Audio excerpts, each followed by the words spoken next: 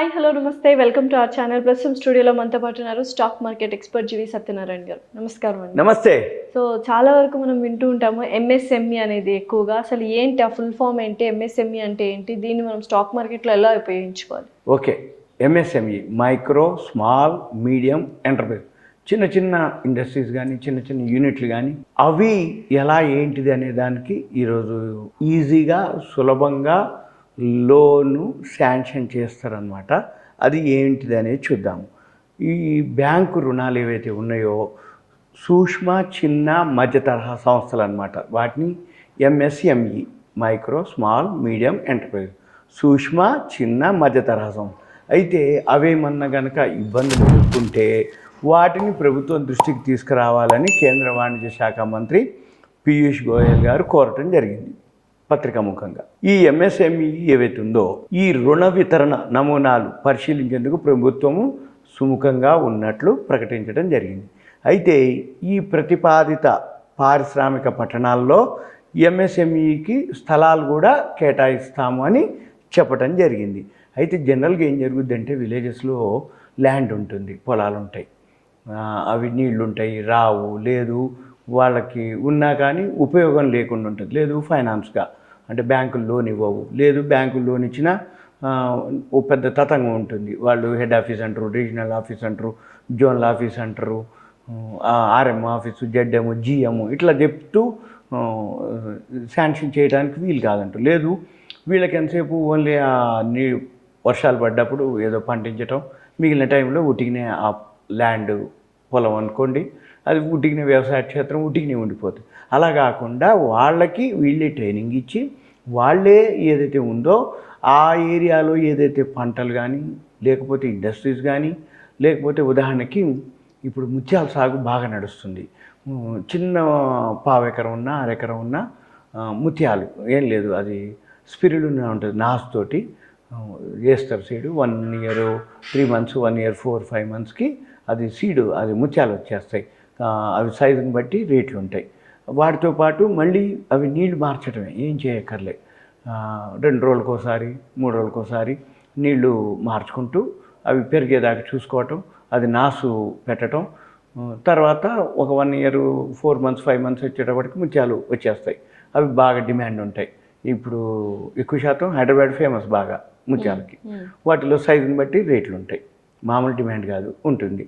దానికి government loan ఇస్తుంది, subsidy ఇస్తుంది, ట్రైనింగ్ ఇస్తుంది, అవి ఉంటాయి. మళ్ళీ వీటితో పాటుగా ఇప్పుడు ఏవైతే ఆ పాండ్స్ ఉంటాయి అంటే దాన్ని మనము ఏదైతే చేస్తామో వాటిల్లో మళ్ళీ వీటితో పాటు ముత్యాలు 1.5 year దాకా రావు. కానీ ఈ లోపల ఆ నీళ్లు ఉట్టికినే ఉండకుండా రొయ్యలు, చేపలు, కొర్రెమీను ఇట్లాంటివి మళ్ళీ వాళ్ళే ఇస్తారు. ఫిషరీస్ ఉంది, వాళ్ళే ఇస్తారు, సబ్సిడీ ఇస్తారు, లోన్ ఇస్తారు. చిన్నపిల్లలు ఏవైతే కొర్రమీన పిల్లలు ఉన్నాయి వాళ్ళే సప్లై చేస్తారు. వాళ్ళు మనం ఏం చేయాలి, కొర్రమీన పిల్లలు అల్లు వేయాలి. అవి సైజుని బట్టి మనకు కనబడుతుంటాయి. పెరిగినాక మళ్ళీ అవి మార్కెటింగ్ చేసుకోవటం.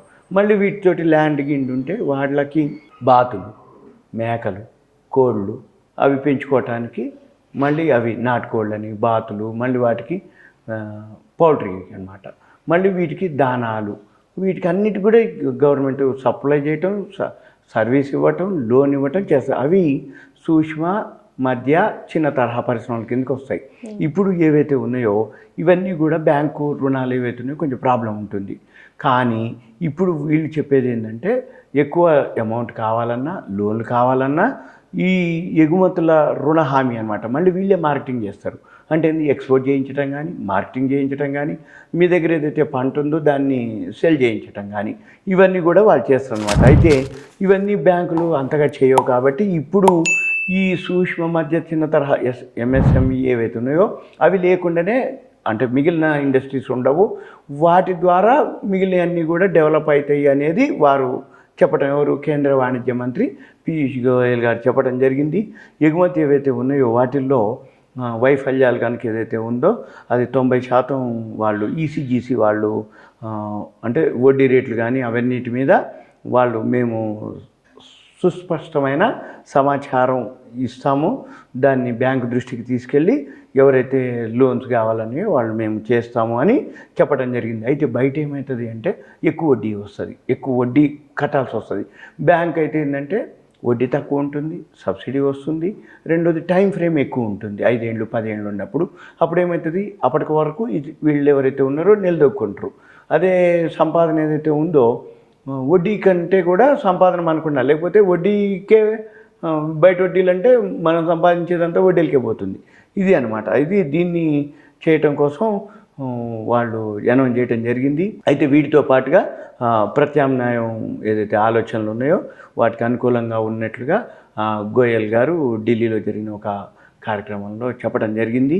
అయితే వీటితో పాటుగా ఒకవేళ పెద్ద పెద్ద పరిశ్రమలు ఎవరైతే అంటే పెద్ద పెద్ద పరిశ్రమలు మనుగడ సాధించాలంటే ఇటువంటి చిన్న పరిశ్రమలు ఉంటేనే మనుగడ సాధిస్తాయని చెప్పడం జరిగింది. వాటి కోసం ప్రత్యేకంగా స్థలాలు కేటాయించడానికి కూడా వాళ్ళు కేంద్ర ప్రభుత్వం సిద్ధంగా ఉన్నట్లు కూడా చెప్పడం జరిగింది. ఇదంతా కూడా మహారాష్ట్రలోని సంభాజీనగర్లో చంద్రా బిడ్కిన్ పారిశ్రామిక టౌన్షిప్లో టయోటా వాళ్ళు 20,000 కోట్లతోటి పెట్టుబడులు పెడుతుంది.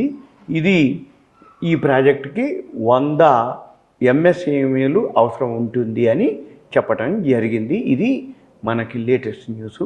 అయితే వీటన్నిటితోటి ఇంకా సపోజ్ ఇప్పుడు ఈ వీడియో ఎవరైతే చూస్తారో విలేజెస్లో కానీ డిస్టిక్లో కానీ సపోజ్ వాళ్ళకి ల్యాండ్ ఉందనుకోండి, ఈ ఎంఎస్ఎంఈ కింద వాళ్ళు ఇండస్ట్రీ కానీ ఏదైనా పెట్టుకోవచ్చు.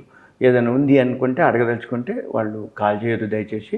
వాళ్ళ పేరు, ఏరియా, వాట్సాప్ మెసేజ్ పెడితే, కంటెంట్ కూడా మెసేజ్ పెడితే మనం ఏదైనా ఉంటే ఎక్స్ప్లెయిన్ చేయడానికి వీలవుతుంది. ఇదంతా కూడా ఒక ఇన్ఫర్మేషన్ మాత్రమే, అవేర్నెస్ ఎడ్యుకేషన్ పర్పస్ మాత్రమే. Okay, thank you.